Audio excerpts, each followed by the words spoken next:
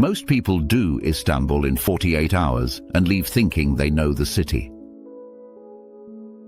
They saw Hagia Sophia, maybe the Blue Mosque, got squeezed through the Grand Bazaar and then straight to the airport. That's the trap of the typical top 10 lists. Same 4 monuments, all in the same 2 neighborhoods, and zero understanding of where the city actually lives. In a city of more than 15 million people, you can waste 3 hours queuing for one building, or use those same 3 hours to wander a hill, a hammam, or a tiny Bosphorus neighborhood where everyone knows each other. So here's the deal. This list mixes a few icons you should see with places most tourists never reach. The spots where Istanbul feels magical, local, and oddly personal. And stay until the end, because the number 1 place is not a monument at all. It's the little neighborhood where many locals secretly say, if I could move anywhere in Istanbul, I'd move there. Let's start with the obvious, but do it smarter. 10. Hagia Sophia. By night, from the square. Yes, Hagia Sophia is touristy, but the timing doesn't have to be. Skip the midday chaos and come back after dark. The heat drops, the tour buses leave, and Sultanahmet Square turns into a glowing stage with Hagia Sophia on one side and the Blue Mosque on the other. You grab a warm simit from a street cart, sit on a low wall, and listen to the call to prayer echo between the domes. It's the same monument everyone posts on Instagram, but at night it finally feels like a place built to talk to the sky, not to your camera. 9. The Grand Bazaar back alleys. The Grand Bazaar is unbearable if you stay on the main arteries with the tour groups. The trick is simple. Every time you see a dense crowd, turn away from it. Very quickly, the polished shops become small workshops. Men hammering gold, fabric stacked to the ceiling, and carpet sellers who actually have time to pour you tea. Prices soften, voices calm down, and suddenly you're sitting on a tiny stool with a 1-2 euro chai, talking about someone's village instead of negotiating over a fridge magnet. 8. Galata Tower and the Karaköy back streets. You don't need to stand in line to go up Galata Tower. Start early in the morning at its base, when the stone is cold and the cats are still half asleep, and then drift downhill into Karaköy. The streets here are that perfect Istanbul mix. Old facades, third-wave coffee, the call to prayer in the distance, and a bar testing its speakers at noon. Sit outside a cafe. Watch business people rush past tourists with giant suitcases, and a grandmother glide through it all with fresh bread like nothing has changed in 40 years. If this is the kind of Istanbul you want, not just ticking monuments but actually feeling how the city breathes, that's exactly what we do here on Escape to Europe.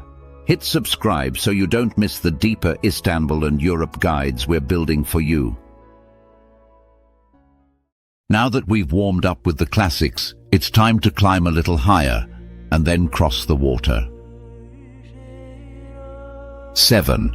Pierre, Loti, Hill and Cafe. On the Golden Horn, there's a hill named after a French writer who fell in love with Istanbul and basically never got over it.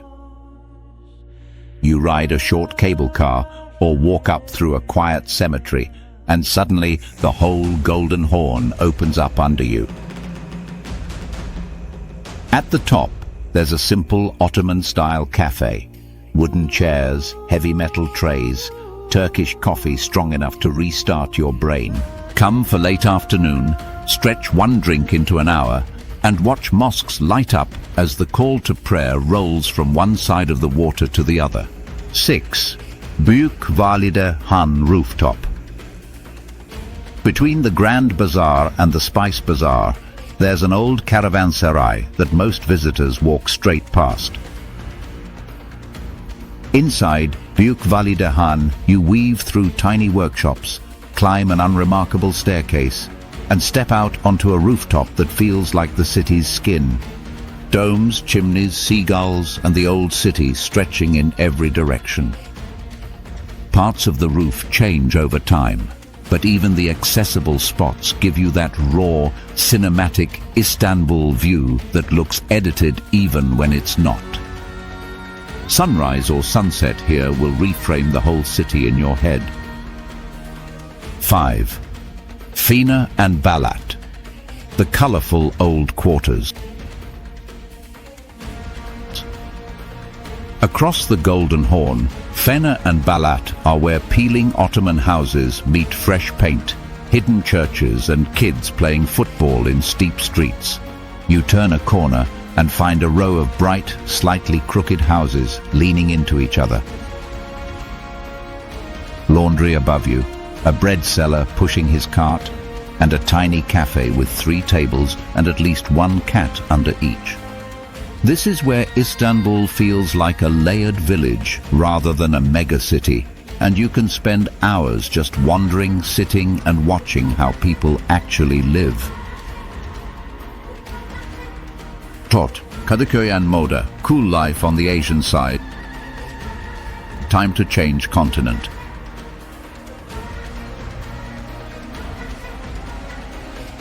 Take the ferry from Karaköy or Eminönü to Kadıköy and stand outside on the deck. This is your cheap Bosphorus cruise, with wind on your face and the skyline behind you. Kadıköy is pure energy. Markets shouting, fish stalls, record shops, bars packed even on a random Tuesday. If you keep walking toward Moda, the vibe softens. Leafy streets, creative cafes, inside old houses, and people sitting on the rocks by the sea with takeaway tea, watching the sun sink behind the European side. If you're a digital nomad or just someone who loves the "I could live here" test, Moda will plant a little seed in your brain. Tell me in the comments which side of Istanbul feels more you so far, the historic hills or the Asian side neighborhoods where locals actually hang out. And if you want a simple checklist with all these places mapped, check the description. I've left you a link you can save for your trip. We've seen domes, bazaars, hills and hipster cafes. Now let's finish with 3 places that give you the full picture. The big panoramic view, the deep reset, and the little neighborhood you might never want to leave. Çamlıca Hill and Çamlıca Tower. Above Üsküdar on the Asian side, Çamlıca Hill rises almost 300 meters above the sea. From here, Istanbul finally makes sense. The Bosphorus like a silver line, bridges like threads, and old mosques and glass towers sharing the same skyline. You can stay in the park with a simple tea among families, or go even higher up Çamlıca Tower for a 360-degree view. From the observation decks, the city looks like a living map, ferries drawing white lines on the water while the call to prayer somehow still reaches you. Come just before sunset and watch the city turn from stone to stars. 2. Kılıç Ali Pasha Hammamı and the Hammam moment. At some point in Istanbul, you need to stop seeing things and let the city do something to you. A traditional hammam is perfect for that. Kılıç Ali Pasha Hammamı, near Tophain, is a 16th century bathhouse with a huge domed ceiling full of little glass circles of light. You lie on warm marble, forget your phone exists, and then someone scrubs you with a level of honesty only a Turkish bath can provide. Soap mountains, buckets of water, echoes on stone.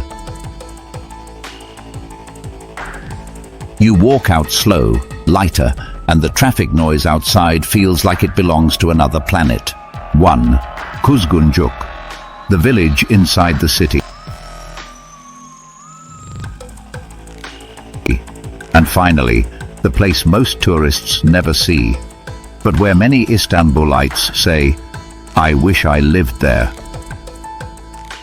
Kuzguncuk is a tiny neighborhood on the Asian side, between Üsküdar and Beylerbeyi, right on the Bosphorus. Narrow streets, wooden houses in soft colors, vines climbing the facades, cafes that feel more like someone's living room. On the main street, you'll find a synagogue, a church, and a mosque within a few minutes' walk. A quiet reminder of how many layers this city holds. You grab a coffee in a bookshop cafe, watch neighbors greet each other by name, then walk down to the water where fishermen share cigarettes and gossip. Sit on a bench facing the Bosphorus and ask yourself, could I actually see myself living here? Because that's the real point of this list.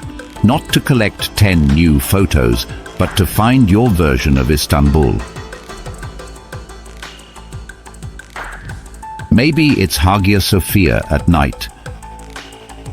Maybe it's a laptop day in Moda. Or maybe it's a slow afternoon in Kuzguncuk, where the city finally feels like home. If this helped you see Istanbul with new eyes, hit subscribe and join the Escape to Europe community. We're here for people who want more than generic itineraries. And your next step is easy. Go watch our video where we turn these places into a perfect 3-day Istanbul plan. It'll show you exactly how to connect these spots into a trip that feels rich, efficient, and very hard to mess up.